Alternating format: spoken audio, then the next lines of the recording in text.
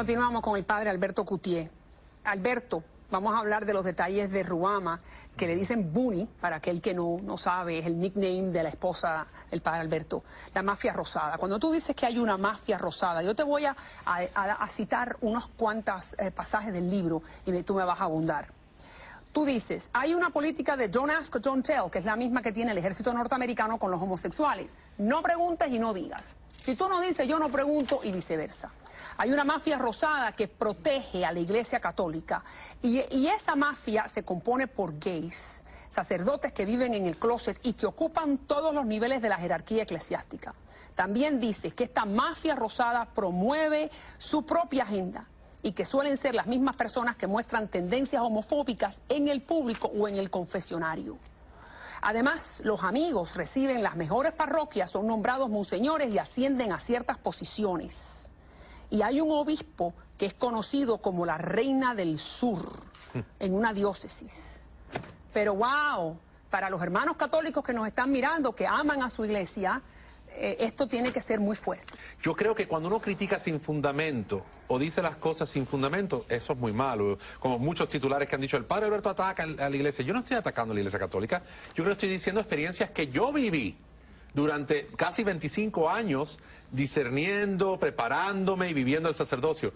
Esto no es un ataque sin fundamento, esto es lo que yo viví y lo que vi con estos ojos. Pero nadie se atreve a decir esto. Bueno, es que Alberto, nadie quiere pasar a 8 años en un seminario para vivirlo, nadie quiere aguantar palo, no, durante 15 años de aguantar cosas. Y no solamente eso, esto que yo digo no se aplica a todos los sacerdotes, no, claro, pero ciertamente se aplica a un grupo de sacerdotes que tienen mucha influencia. Y usted le pregunta a casi cualquier sacerdote, no solamente en Estados Unidos, América Latina, y te dicen, sí, realmente es así. Hay gente que usa la posición y la situación para proteger a otros que están en situaciones similares. Esto ha salido en los... Le voy a decir algo, el padre Alberto no es el único que ha escrito este libro. El padre Daniel Cousins, que fue profesor 40 años en Baltimore, escribe. El padre Richard Sipe, monje que ahora es psiquiatra, habla sobre este tema. Pero Cousins dice que el 60% de los sacerdotes católicos en Estados Unidos son homosexuales.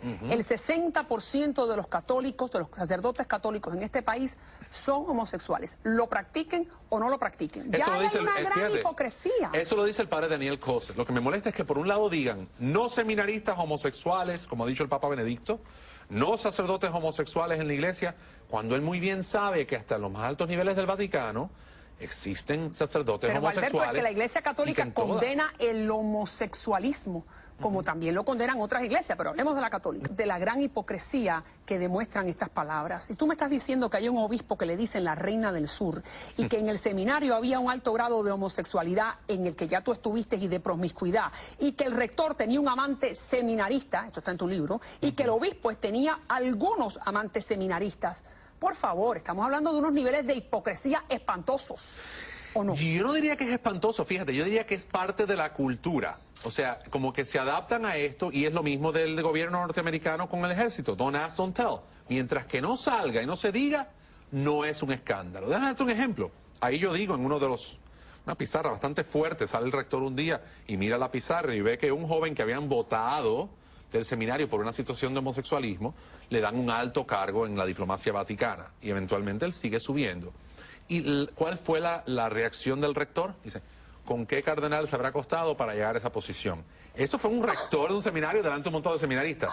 Es una frase muy fuerte. ¿Cómo? Espera, repítemelo otra vez. ¿Con qué cardenal se habrá costado para llegar a esa posición? Ese fue el rector del seminario mío, delante de un grupo de seminaristas que la mayoría somos sacerdotes hoy día. ¿Y qué tú pensaste en ese momento? No, gente, yo tenía 19, 20 años y decía, ¿qué está hablando él? No, para mí los cardenales no se acostaban con nadie, ¿no? Y para mí también. Y entonces eso era un poco doloroso. Doloroso para un hombre joven que tenía esta imagen idealista de la iglesia.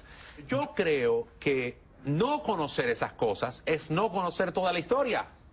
Y creo que es bueno que la gente sepa que un hombre dentro de una institución donde hay una serie de irregularidades comunes y aceptadas, uno empieza a sentirse como que, espérate, ¿dónde estoy yo metido? De hecho, hay muchos libros escritos sobre estos ex seminaristas, por ejemplo, que han escrito libros diciendo, por ejemplo, hay uno que se llama Goodbye Good Men, donde un seminarista dice, los hombres heterosexuales se sienten fuera de lugar en muchas órdenes religiosas y en muchos seminarios, porque lo que protege la iglesia es este tipo de comportamiento.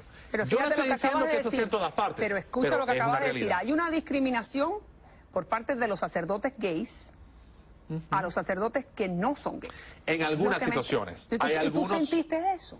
Yo no sentí eso, fíjate. Yo sentí que los sacerdotes homosexuales o los seminaristas homosexuales eran mis compañeros, que tenían sus situaciones, que algunos de ellos siguen teniéndolas ahora como sacerdotes, y No, pero espérate, simplemente tienen uno sus vive en esas situaciones. Pero tú me estás diciendo entonces que en este momento, en esta ciudad, hay sacerdotes católicos que eran amigos tuyos, que eran amigos, bueno, que eran cercanos porque estaban contigo en el mismo servicio, que tienen amantes hombres. Eso es lo que tú me estás diciendo. Yo no voy a opinar de la vida de más nadie, No, pero no, te no, puedo decir en que general. realmente que eso ha existido, que hay sacerdotes hoy en día- heterosexuales que viven el celibato, hay sacerdotes homosexuales que viven el celibato, y hay quienes de ambas orientaciones no viven el celibato, pero siguen siendo líderes. Te voy a dar un ejemplo. El otro día estoy en mi parroquia, la Iglesia de la Resurrección, mi iglesia episcopal, estoy preparándome para una clase de adultos. Viene un sacerdote de Colombia, con su novia de la mano, párroco de una iglesia grande en Bogotá, y me dice, mire padre, yo soy casado civilmente, su obispo no sabe que él es un hombre casado, él sigue siendo sacerdote católico romano en una iglesia prominente en Bogotá, y él es casado. Pero Alberto, lo que me estás diciendo va completamente en contra de los preceptos de la Biblia, donde lo que tiene que haber es transparencia. Sí. Si yo soy católica y yo considero que la persona que me está dando la misa está siguiendo una serie de preceptos morales y que es célibe, porque eso es lo que dicta la iglesia, entonces si no lo es, ¿me está mintiendo o me equivoco? Sí, que le está mintiendo, se está mintiendo a él mismo Ante y a todo. Dios. Yo creo que, mira, por ejemplo, en el caso mío la gente dice, no, pero imagínate que tú traicionaste a tus feligreses. Yo decía, ¿sabes? Yo nunca lo vi de esa manera. Yo creo que yo me traiciono a mí mismo cuando tengo que vivir una vida doble. Cuando tú no puedes decir abiertamente, mira, yo estoy enamorado y quiero vivir. Lo único que yo lamento en todo este proceso, realmente, Sí. es no haber salido antes, que los paparazzi me vieron aquel día en la playa, a decirle a la gente, ¿saben qué? Yo estoy enamorado de esta mujer, yo ya no pienso que muchas de estas ideas, porque no era solamente el celibato, Sí, ya sé. una serie de ideas. Yo no creo que una pareja que usa la píldora o se atan los tubos o hacen una vasectomía O es divorciada. o están divorciados, que están cometiendo pecado mortal. Yo creo que hay gente que simplemente no cabe en ese cajón, pero siguen yendo ahí a la iglesia y comulgan. Bien. Y yo te digo, está bien que comulguen, pero la iglesia dice que no pueden, porque o sea, casi todo el mundo tiene un problema. Si tú usas in vitro para tener hijos, tampoco puedes tener Sí, empezando por la los comunión, condones. porque es... Y vamos a hablar de ese momento de la iglesia, de la playa, que Ajá. bueno, todos lo vimos. Y vamos a ir ahí próximamente, pero háblame un poquito más de cuando estos sacerdotes que tú me estás diciendo que algunos de ellos llevan una vida homosexual, le niegan la solución a los gays, a las lesbianas, que vienen pidiendo algún tipo de sosiego porque se sienten en pecado. Esa es una historia que yo cuento en el libro, que fue real. Yo estaba en un confesionario un día y me acuerdo que una joven, creo que de buena intención, vino y me dijo, mire padre, yo estoy luchando con esto, esta es mi situación, esta es mi orientación. Yo no la podía ver porque está al otro lado de la pantalla, pero me imagino que era una persona bastante joven. Y me dice, yo me siento mal porque el padre tal me dijo que yo me voy al infierno, que estoy en pecado mortal, porque estoy muy mal, porque esta situación. Pero el padre más o menos le hizo entender a ella que tenía una situación muy grave y que no podía comulgar. Y cuando me preguntó a mí, y le digo, bueno, ¿y qué pasó? ¿Cómo fue que pasó esto? Porque empezó a llorar y eso. Le digo, pero Porque era una ¿quién niña te gay dijo que se esto? sentía lesbiana. Y sí, de repente me dijo el padre tal, tal, y me dio el nombre del padre. Y de verdad, yo no le dije nada a ella. Pero yo por dentro, y lo cuento en el libro, me sentí tan mal porque ese padre tenía reputación de tener su pareja y de estar en otra situación de homosexualismo. Y decía yo, ¿cómo es que la misma gente, siendo homosexual dentro de la iglesia, discriminan tanto a estas personas que vienen buscando ayuda? O sea, y te voy a decir, hay algo maravilloso en ser episcopal, y te digo esto, que en nuestra iglesia hay gente ultra conservadora, hasta el punto que son hasta más conservadores que muchos católicos romanos, y hay gente ultra liberal, ¿no? Yo quisiera pensar que no soy ni de un extremo ni del otro. Y no se le impone ser algo que no son.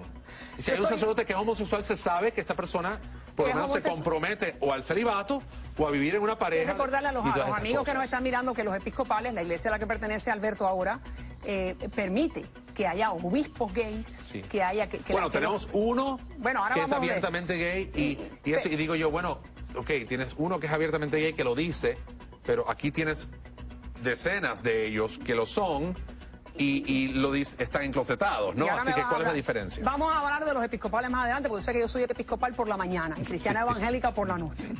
Porque mi hija está en una iglesia episcopal. Ya regreso.